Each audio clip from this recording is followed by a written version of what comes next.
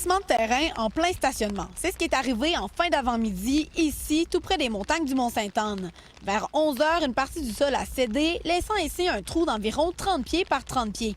Bien que des témoins rapportent qu'un véhicule a circulé à cet endroit quelques secondes avant l'affaissement, les autorités confirment que personne n'a été blessé et qu'aucune voiture n'est tombée. Bien, les camions de pompiers, ça attire l'œil, fait que mes enfants étaient curieux, on est venus voir, puis l'effondrement était juste à côté de notre auto. Sur place, les pompiers de la ville de Beaupré et policiers de la SQ ont rapidement fait un périmètre de sécurité. Mais à l'intérieur de ce dit périmètre, quelques dizaines de voitures s'y trouvaient. Le stationnement était particulièrement achalandé en raison du grand nombre de participants au Mega Trail, un événement sportif qui se déroulait à proximité. Bon, je m'attendais pas à ça, mais je suis quand même assez zen. J'habite pas loin, puis on avait une deuxième voiture, puis je me suis dit, quand ça sera réglé, ça sera réglé. Ils ont pris nos coordonnées, puis je pense qu'ils attendaient des experts, fait qu'ils vont nous téléphoner quand il y a du nouveau. On sait juste de dire qu'il y avait eu un déboulement, c'est tout.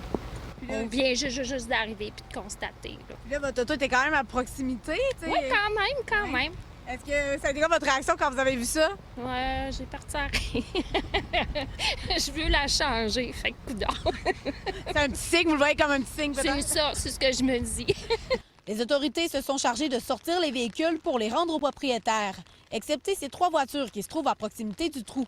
Cet après-midi, l'heure était à l'analyse pour les autorités à savoir de quelle façon sécuritaire il allait pouvoir les sortir. Le périmètre de sécurité va rester installé jusqu'à nouvel ordre. Eliane Pilote, TVA Nouvelles, à Beaupré.